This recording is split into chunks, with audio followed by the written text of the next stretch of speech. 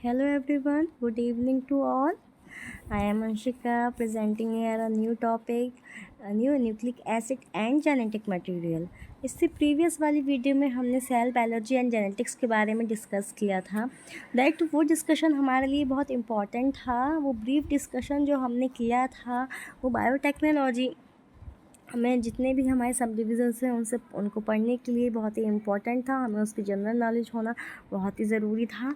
तो गाइस, आज का टॉपिक न्यूक्लिक एसिड है। न्यूक्लिक एसिड जो as a genetic material work करता है उसके बारे में हम डिस्कस करेंगे। तो मूव करते हैं आगे की तरफ। Let's see. Acids are biopolymers, macromolecules essential to all known forms of life. They are composed of nucleotides, which are the monomer components. Acids के बारे में हम सभी ने पढ़ा है। Acids जो होते हैं बायोपॉलीमर्स होते हैं, मैक्रोमोलिक्यूल्स होते हैं, और क्या होते हैं किसी भी लाइफ के लिए बहुत ज़्यादा एसेंशियल होते हैं। जितने भी लिविंग थिंग्स हैं लाइक अस, उसमें क्या है बहुत सारे एसिड्स जो हैं वो वर्क करते हैं लाइक HCl और बहुत डिफरेंट टाइप के जो एसिड्स हैं जो हमारी बॉडी के अंदर वर्क कर रहे हैं, हमारे डाइजेस्टिव सिस्टम को चला रहे हैं, वो बहुत ही ज़रूरी हैं। ये क्या हो कैसे होते हैं, मैक्रोमोलिक्यूल्स होते हैं जो लाइफ के लिए क्या होते हैं, बहुत इंपॉर्टेंट होते हैं। इसमें ही क्या है 5 carbon sugar a phosphate group and a nitrogenous base होते हैं। The 2 main classes of nucleic acids are deoxyribonucleic acid DNA and ribonucleic acid RNA। देखिए यहाँ पे जो दो हैं हमारे जो एसिड्स हैं वो बहुत ज़्यादा इंपॉर्टेंट है बायोटेक्नोलॉजी की। अगर हम बात करें तो टू टाइप्स ऑफ एसिड्स हैं जो मोर इम्पॉर्टेंट है, that is DNA and RNA। DNA के बारे में हमने इससे पहले भी डिस्कस किया था। DNA is a deoxyribonucleic acid, जिसमें से डीऑक्सीराइबोस क्या है, पेंटोस शुगर है, 5 कार्बन शुगर। और न्यूक्लिक एसिड में 4 बेसिस की बात करी थी हमने, adenine, thymine, guanine and cytosine. ये जो नाइट्रोजनस बेसिस हैं वो किसके द्वारा जुड़े होते हैं, वो फॉस्फेट ग्रुप के द्वारा क्या होते हैं, ऐड होते हैं।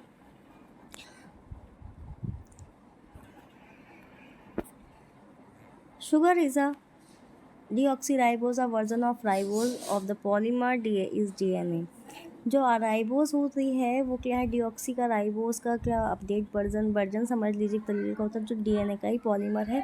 Nucleic acid is a genetic material, these are inherit the genetic information one to another generation and expressing the character traits for characteristics. अभी जेनेटिक मटेरियल के बारे में, जीन्स के बारे में हमने क्या किया था, पहले भी डिस्कस किया था कि जो होते हैं वो क्या करते हैं, एक इन्फॉर्मेशन को अनदर जो है जनरेशन में ट्रांसफ़र करने का वर्क करते हैं जेनेटिक मटेरियल। और ये जो इनहेरिट कर लेते हैं जेनेटिक मटेरियल को, जो इनहेरिट का मतलब ट्रांसफ़र करते हैं one generation to another generation, अपने कैरेक्टरिस्टिक्स को क्या करने के लिए, शो करने के लिए या एक्सप्रेस करने के लिए। इसी से रिलेटेड अभी हम आपको कुछ और चीज़ों के बारे में अभी डिस्कस करते हैं हम न्यूक्लिक एसिड के बारे में। In which nucleus chromatin threads are present during cell division which are known as chromosome. देखिए जो भी है न्यूक्लियस में जो भी क्रोमेटिन थ्रेड्स प्रेजेंट होते हैं सेल डिवीज़न के टाइम को, उसको क्या कहते हैं, क्रोमोसोम्स कहते हैं। मैंने बताया था इन्हीं क्रोमोसोम्स पे क्या होते हैं, बीट लाइक स्ट्रक्चर होते हैं जो जीन का फॉर्मेशन कर देते हैं। यही जीन क्या होते हैं, वन जनरेशन टू अनदर क्या करते हैं, आपके जो इंफॉर्मेशन है उनको ट्रांसफ़र करने का वर्क करते हैं। न्यूक्लिक एसिड एक जेनेटिक मटेरियल है गाइस। जो जेनेटिक मटेरियल वो सबस्ट्रेट हैं जो सब्सटेंसेस हैं जेनेटिक इन्फॉर्मेशन को एक जनरेशन से दूसरे जनरेशन में इनहेरिट करते हैं, इनकी कैरेक्टरिस्टिक्स एक्सप्रेस करते हैं। और ये न्यूक्लिक एसिड जो थ्रेड्स हैं न्यूक्लियस में जो क्रोमेटिन थ्रेड्स हैं वो सेल डिवीज़न के समय स्मॉलर पार्ट में ब्रेक हो जाते हैं, जिन्हें क्रोमोसोम्स कहते हैं। लॉन्ग टाइम तक यह कंसीडर किया गया है कि क्रोमोसोम जेनेटिक मटेरियल की तरह वर्क करते हैं, लेकिन after sometimes chemical composition discover किया गया क्रोमोसोम का और न्यूक्लियोप्रोटीन का, तो यहाँ पता लगता है उसके बाद कि क्रोमोसोम जो है न्यूक्लियोप्रोटीन से बनते हैं। अभी इसी के बाद एक क्वेश्चन अराइज होता है कि जेनेटिक मटेरियल कहाँ है, मतलब कहाँ से किस तरीके से वर्क करता है। तो इस प्रॉब्लम को सॉल्व करने के लिए बहुत सारे एविडेंस दिए गए हैं जिसके बारे में हम लेटर डिस्कस करेंगे। यहाँ पे आपको मैं दिखा देती हूँ, आपको एक डीएनए का डबल हेलिकल स्ट्रक्चर दिखाई दे रहा होगा और एक सिंगल स्ट्रैंड स्ट्रक्चर दिखाई दे रहा है आपको, एक सिंगल स्ट्रैंड स्ट्रक्चर आपको दिखाई दे रहा है, that is RNA and double helical structure, this is known as DNA. देखिए यहाँ पे क्या है, आरएनए और डीएनए में देखिए यहाँ पे ये इस तरीके के ये कुछ बेस पेयर्स दे रखे हैं, ये न्यूक्लियो बेसिस हैं, इनको क्या बोला गया है गाइस, न्यूक्लियो बेसिस, ये है न्यूक्लियो बेसिस और ये बेस पेयर है, ठीक है ना। अब जब हम डीएनए की बात कर लेते हैं पहले, तो इसमें क्या होते हैं, साइटोसिन, ग्वानिन, एडेनिन, थायमिन, ये क्या होते हैं, नाइट्रोजनस बेसिस होते हैं डीएनए के। देखिए यहाँ पे साइटोसिन, ग्वानिन, एडेनिन, थायमिन, इसके बारे में हमने प्रीवियस अपनी वीडियो में डिस्कस किया था कि किस तरीके से ऐड होते हैं एक दूसरे के साथ। यहीं अगर हम इसकी बात करें आरएनए की, तो इसमें भी cytosine, guanine, adenine and thymine की जगह यूरेसिल है। देखिए बस इस दो चीज़ों का डिफरेंस है आरएनए और डीएनए में। फर्स्ट आरएनए जो होते हैं सिंगल स्ट्रैंड होते हैं और डीएनए डबल स्ट्रैंड स्ट्रक्चर होते हैं। डीएनए में थायमिन बेस पेयर होता है और जो हमारा आरएनए है उसमें थायमिन की जगह यूरेसिल बेस पेयर होता है, ठीक है ना। देखिए हेक्सिल ऑफ शुगर फॉस्फेट, ये जो आपको ये जिगजैग लाइन दिखाई दे रही है इस तरीके की, इसको हेक्सिल ऑफ शुगर फॉस्फेट कहते हैं। ये शुगर फॉस्फेट बॉन्ड है जिसमें क्या है, बेस पेयर जो है अटैच रहते हैं हाइड्रोजनस बॉन्ड के द्वारा थ्रू। और एक चीज़ मैं आपको और बता दूं, डीएनए में डीऑक्सीराइबोज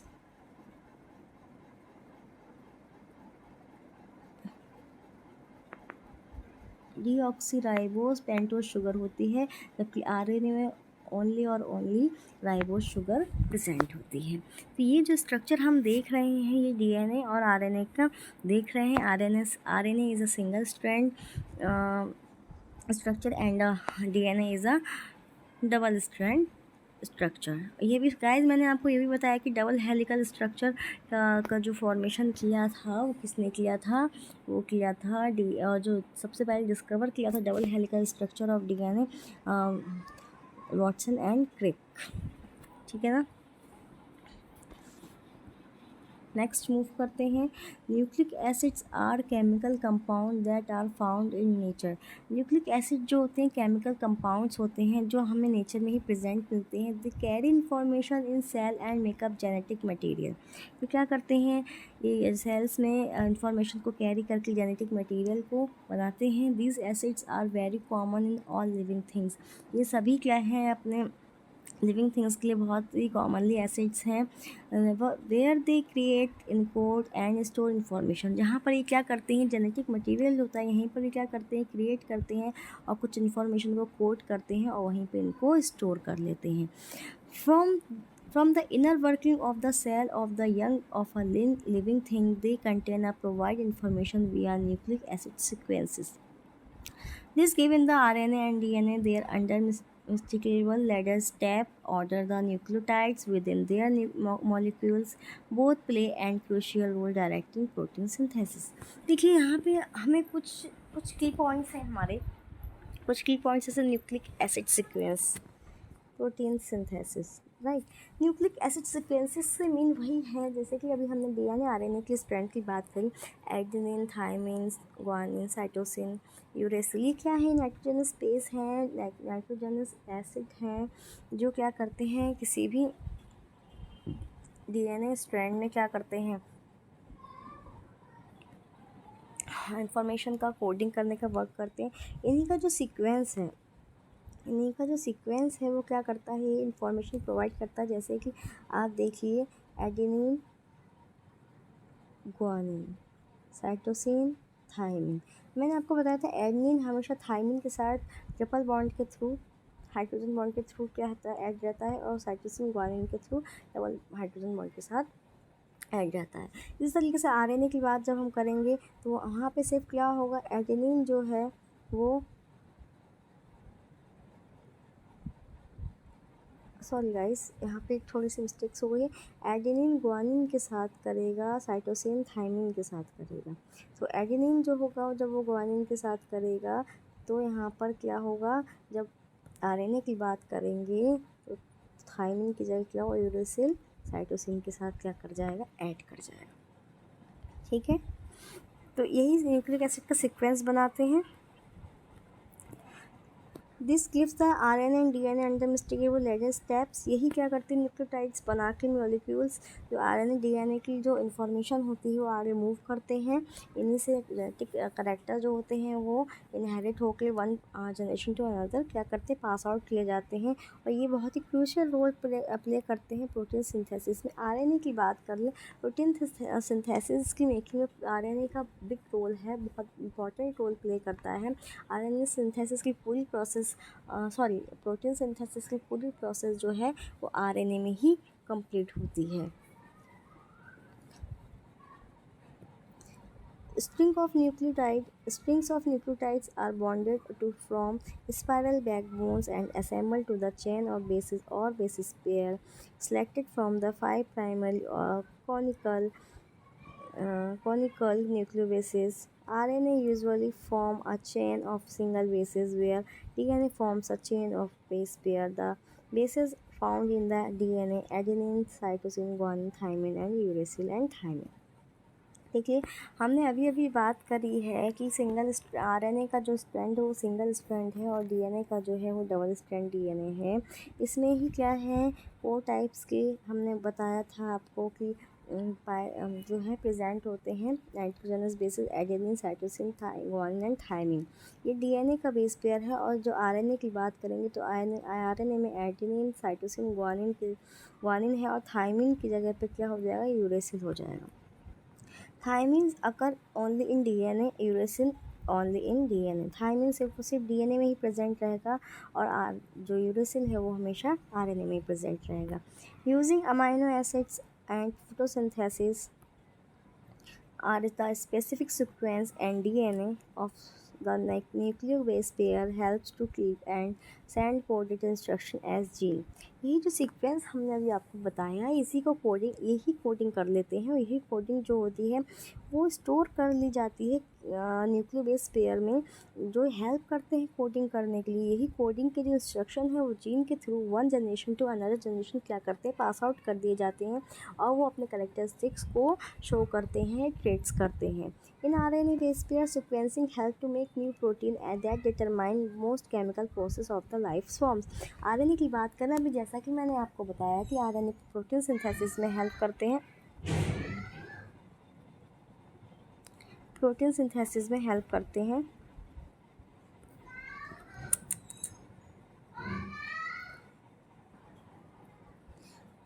तो RNA की जो बेस पेयर हैं वही क्या करते हैं, वो डिटरमाइन करते हैं न्यू प्रोटीन बनाने के, सीक्वेंस बनाने के लिए रिस्पॉन्सिबल होते हैं। और वो क्या करते हैं, जितनी भी लाइफ की केमिकल प्रोसेस होती है उनको डिटरमाइन करते हैं, उनको उनकी फंक्शनिंग में वर्क करते हैं।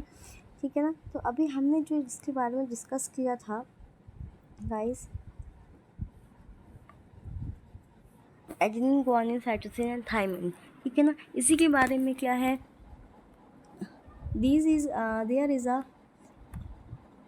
there is a question arise that which part of chromosomes is responsible to work as genetic material.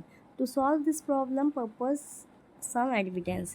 इसी जेनेटिक मटेरियल इसी के बाद एक क्वेश्चन अराइज हुआ था कि क्रोमोसोम का कौन सा पार्ट जो जेनेटिक मटेरियल के लिए क्या है, जो जेनेटिक मटेरियल के लिए रिस्पॉन्सिबल है। इसी प्रॉब्लम को सॉल्व करने के लिए कुछ एविडेंस प्रेजेंट्स किए गए थे।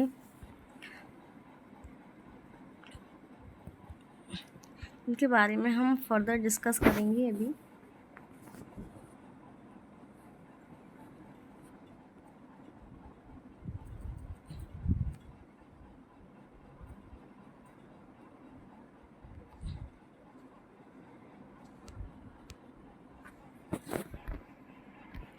इनके बारे में हम डिस्कस करते हैं।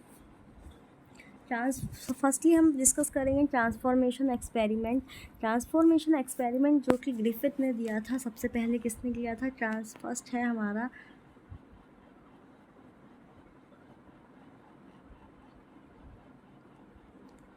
ट्रांसफॉर्मेशन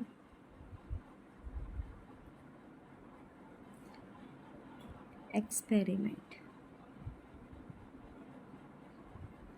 ट्रांसफॉर्मेंट एक्सपेरिमेंट जो सबसे पहले F.E.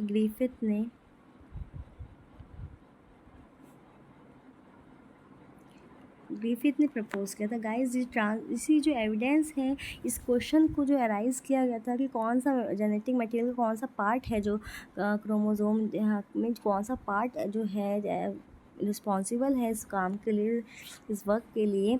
तो इसी प्रॉब्लम को सॉल्व करने के लिए कुछ साइंटिस्ट ने क्या किया, अलग अलग एक्सपेरिमेंट करके अपने अपने एविडेंस प्रूफ करने का ट्राई किया था, जिसमें फर्स्ट जो थ्योरी हमारी आती है वो ट्रांसफॉर्मेशन एक्सपेरिमेंट है, जिसको F.E. ग्रिफिथ ने दिया था।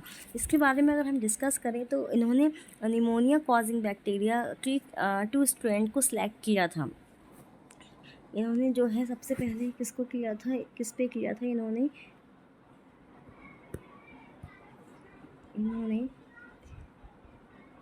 निमोनिया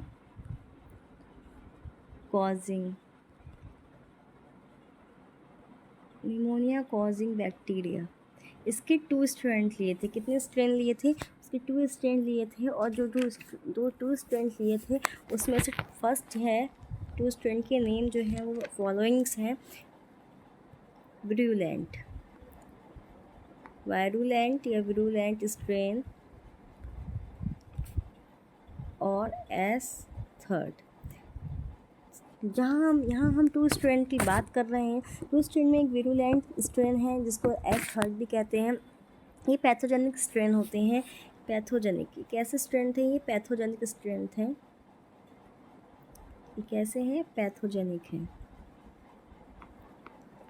ये पैथोजेनिक स्ट्रेन हैं।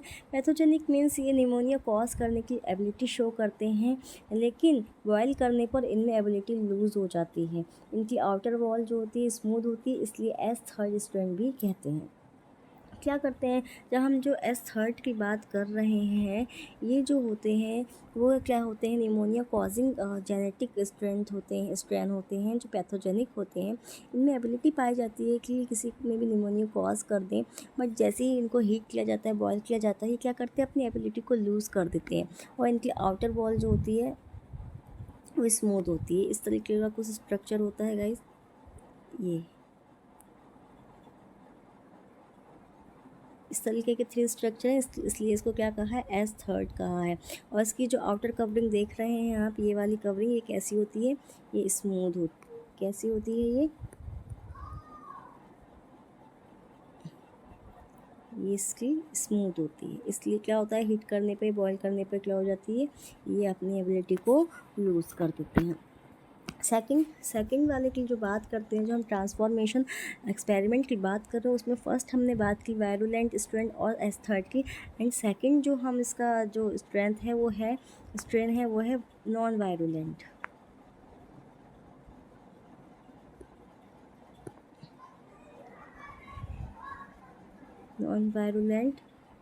और R2। इसका नेम नॉन वायरुलेंट है या फिर R2। ये क्या नॉन पैथोजेनिक नेचर शो करते हैं। इनफैक्ट ये क्या करते हैं? निमोनिया कॉज करने की एबिलिटी शो नहीं करते हैं। इनकी आउटर वॉल रफ़ होती है, इसलिए इनको R2 बोलते हैं। देखिए आप, जैसे कि नाम से ही शो हो रहा है, ये ठीक है ना, इस तरीके की होती है। और इनकी आउटर वॉल कैसी होती है? रफ़ होती है। कैसी होती है? रफ़। इसीलिए इनको क्या कहा है? R2। आप इस बात पे ध्यान दीजिए, जो हम वायरुलेंट स्ट्रेन की बात कर रहे थे, उसकी जो हमारी आउटर वॉल थी वो कैसी थी? स्मूथ थी। इसलिए हमने उसको क्या कह दिया? S3 कह दिया। और जहाँ नॉन वायरुलेंट की बात कर रहे हैं हम, वहाँ पे उसकी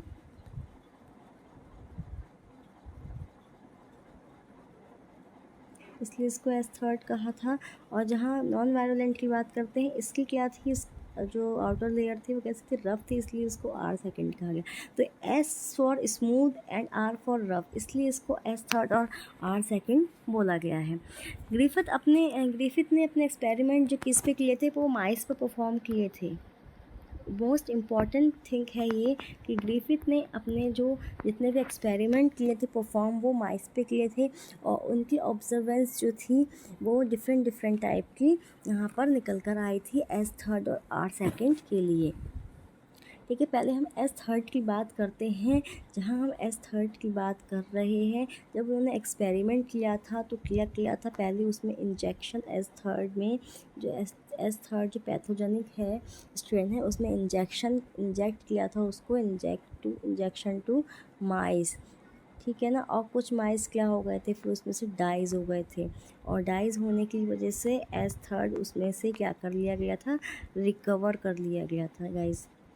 देखिए इस चीज़ को बहुत ही ध्यान से समझिएगा कि एस थर्ड की जो बात कर रहे हैं, वायलेंट स्टूडेंट की बात करते हैं, जब उसके वो इंजेक्शन के थ्रू माइस में क्या किया, इंजेक्ट किया गया, तो वो उनकी डेथ हो गई थी, वो डाइज हो गए थे, ठीक है। उसके बाद क्या हुआ था, उन्हीं मरे हुए चूहों में से, माइस में से क्या किया था, एस थर्ड उनकी बॉडी से रिकवर कर लिया था। ये इसका था फर्स्ट स्टेप। ये और सेकेंड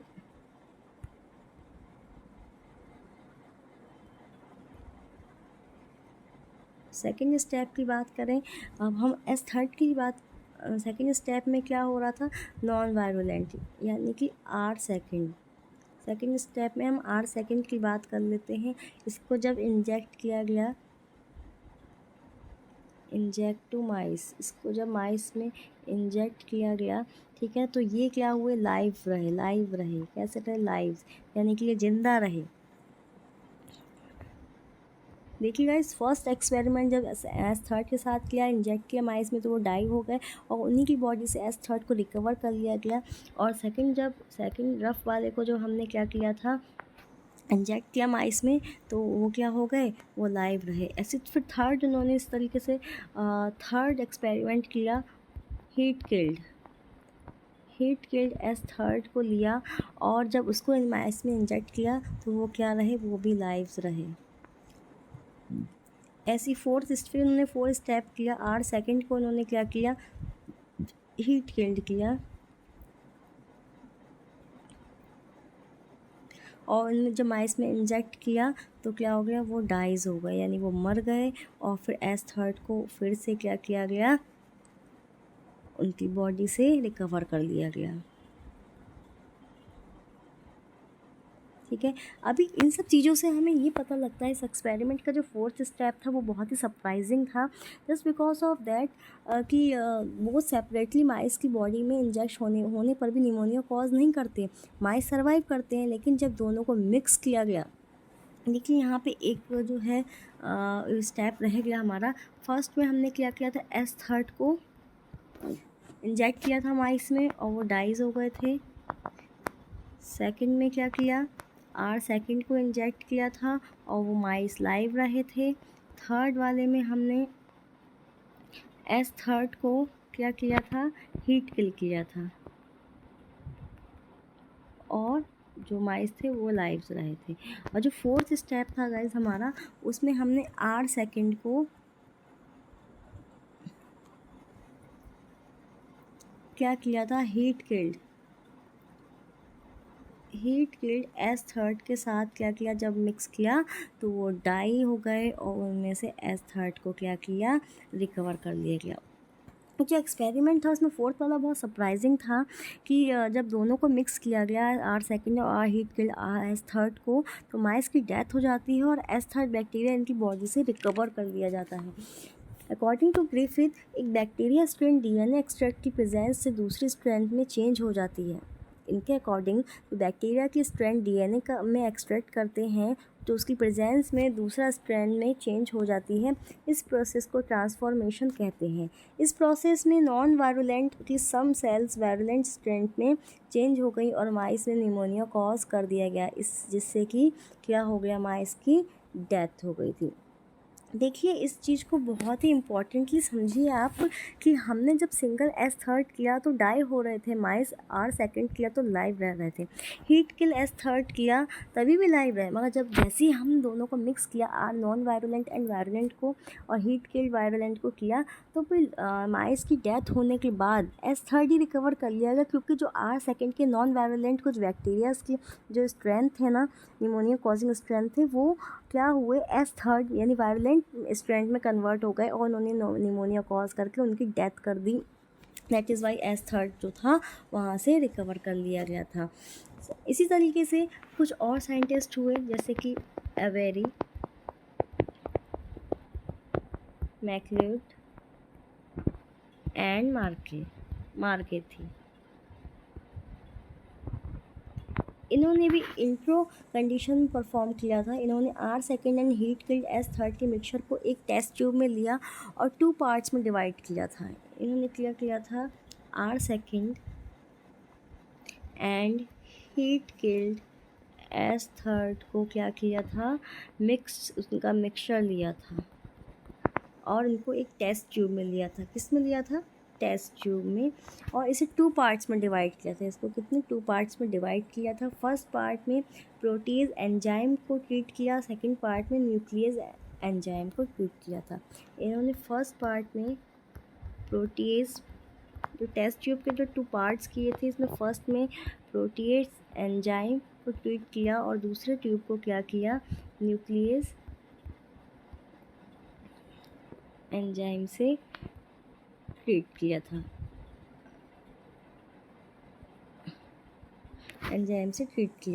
इन्होंने ऑब्जर्व किया कि प्रोटीज ट्रीटेड पार्ट में S3 की स्ट्रेंथ डेवलप हो जाती है। इसमें क्या होता है, जिससे प्रोटीज एंजाइम से जिस ट्यूब को, टेस्ट ट्यूब को ट्रीट किया गया था, उसमें S3 की जो स्ट्रेंथ है वो डेवलप हो जाती है और DNase ट्रीट पार्ट में स्ट्रेंथ, और जो न्यूक्लियस वाला था, DNase वाला था, उसमें S3 की जो स्ट्रेंथ है वो डेवलप नहीं हो पाती है। इन साइंटिस्ट के अकॉर्डिंग प्रोटीज एंजाइम प्रोटीन पर वर्क करता है और DNA SH रहता है। DNA जो होता है वो SH रहता है। यही DNA, इनमें जो DNA है वो S3 का फॉर्मेशन करता है, जबकि DNase एंजाइम DNA पर वर्क करता है और केवल प्रोटीन सर्वाइव करती है। ये प्रोटीन S3 फॉर्मेशन को एबल नहीं होती। इससे क्लियरली इंडिकेट होता है कि हायर ऑर्गेनिज्म में DNA जेनेटिक मटेरियल की तरह वर्क करता है। तो ये जो हमने आज का पूरा डिस्कशन किया था गाइस, पूरा डिस्कशन जो हमारा जेनेटिक मटेरियल पे था, जेनेटिक मटेरियल न्यूक्लिक एसिड, वो उसको हमने उसके बारे में पूरा अच्छे से डिटेल में डिस्कस कर लिया है कि न्यूक्लिक एसिड्स कैसे हैं, कैसे वर्क करते हैं, how they work, how they form, and उनके जो एक्सपेरिमेंट थे, बेसिक एक्सपेरिमेंट, जहाँ से इनकी F.E. ग्रिफिथ ने जहाँ से इनको स्टार्ट किया था इनकी रिसर्च करना, और बताया था कि कैसे जेनेटिक मटेरियल्स क्या वर्क करते हैं, nucleic acid as a genetic material. तो ये जो है प्रूव कर दिया था F.E. ग्रिफिथ ने, एंड उसके बाद अवेरी मार्कलेट एंड मार्केथी ने S3 और R second violent and non violent strength की निमोनिया कॉजिंग स्ट्रेंथ के थ्रू इस प्रोसेस को, इस फैक्ट को क्या किया था, एविडेंट किया था। तो गाइज आज की ये जो वीडियो थी हमारी पूरी genetic material and nucleic acid पे बेस्ड थी। तो नेक्स्ट हमारी जो टॉपिक होगा, नेक्स्ट हमारी जो वीडियो होगी वो भी न्यूक्लिक एसिड पे ही बेस्ड होगी।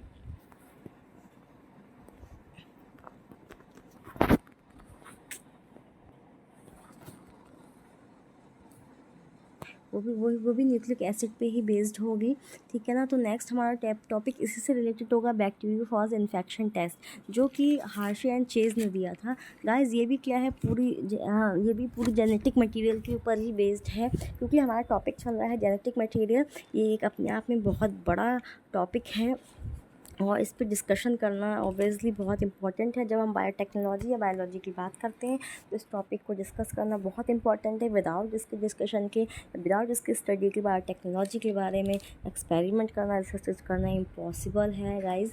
ये बहुत लंबा टॉपिक है, इसके कम से कम 3-4 वीडियोज़ जाने वाले हैं, एटलीस्ट कम से कम 4 वीडियोज़ और लगेंगी इसके बारे में हमें इन्फॉर्मेशन देने में। और आज की वीडियो के लिए गाइज़ इतना ही। प्लीज़ आप मुझे बताइएगा कि आपको ये वीडियो कैसी लगी। Thank you so much guys. जल्दी ही मैं आपके साथ दूसरी नेक्स्ट वीडियो जेनेटिक मटेरियल की लेकर आऊँगी। Thank you.